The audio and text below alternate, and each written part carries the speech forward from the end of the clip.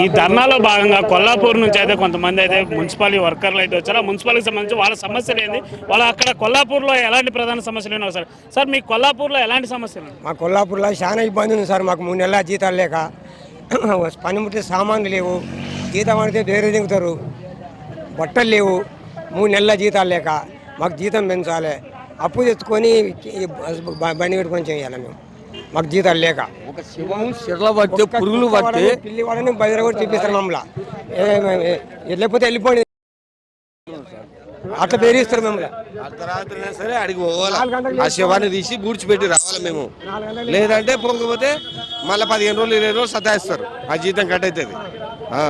అట్లా జరిగింది మాకు. అంటే మీ కొల్లాపూర్లో ఉన్న మున్సిపాలిటీ వ్యవస్థ ఏం చేస్తున్నారు? మీ సరైన మీకు వేసుకోవడానికి బట్టలు కూడా అంటే మున్సిపాలిటీ సంబంధించి లేవు సార్, బట్టలు లేవు. ఇదే బట్టలతో పని చేస్తున్నాం.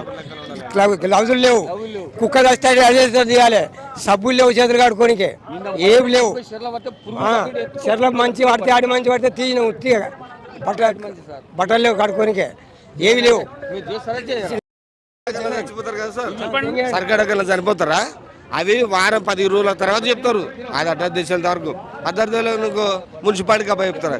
ఆల్రెడీ పురుగులు పట్టిపోయి ఉంటుంది. అది మేము తీసుకొని పోయి దాన్ని బూడిచి రావాలా, ఎంత రాత్రి అయినా సరే మేము తీసి రావాలి. రాకపోతే మీ దగ్గర ఇట్లా సమస్య ఉన్నప్పుడు మా అధికారులకు చెప్పలేదు, మాకు సరైన గ్లౌజులు మాస్కులు వేసుకోవడానికి మున్సిపాలిటీ సంబంధించి వస్తున్నారు అనుకో, వీడిని ఆపండి రా, 10 రోజులు 20 రోజులు ఆపండి. ఇట్లా ఇది ఉంది వాళ్ళతో అధికారులు బెదిరించి పనులు చేయించుకుంటారు. నేను గట్టిగా మాట్లాడాలనుకో, నీవు ఇంటికాడ వాళ్ళ ఇంటికాడ ఉండు, రావకు పైకి రావకు, వాడిని 15 రోజులు ఇంటికి ఉంచుతారు, ఆబ్సెంట్ వేస్తారు, అట్లా బెదిరిస్తారు. ఆ భయానికి మేము పని చేస్తున్నాం.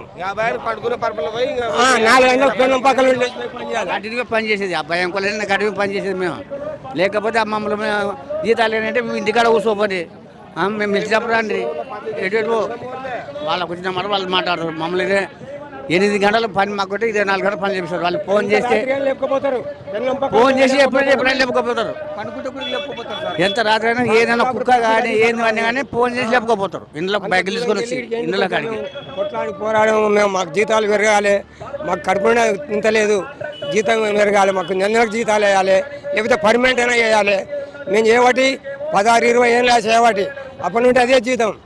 అలాగే కొల్లాపూర్కి సంబంధించి ప్రభుత్వం కూడా వాళ్ళ మీద చర్యలు తీసుకోవాలి. ఇంతవరకు మీకు సరైన లేదు సార్, లేదు.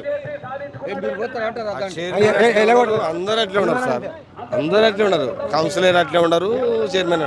ఒక ఫోన్ కూడా సార్, ఆడ పెళ్ళింటి కాడ ఆడ సాఫ్ చేసే అవసరం ఉంది, లక్షలు కట్టం తీసుకుంటారు. వాళ్ళ ఇంటికాడ సాఫ్ చేయాలా, ఇంట్లో పెద్ద మంచి పాప అయితే ఆ ఇంటికాడ సాఫ్ చేయాలా. మాకు అవసరం ఉంది, మాకు మూరీలు తీసే పని మది, అవన్నీ సాఫ్ చేసే అవసరమా మాకు?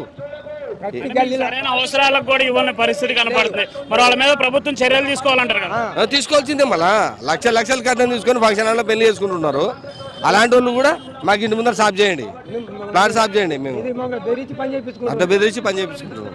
ఏమన్నా అంటే కౌన్సిలర్కి ఫోన్ చేస్తారు, ఆయన చైర్మన్ ఫోన్ చేస్తే మాకు ఒత్తిడి అవుతుంది. అట్లా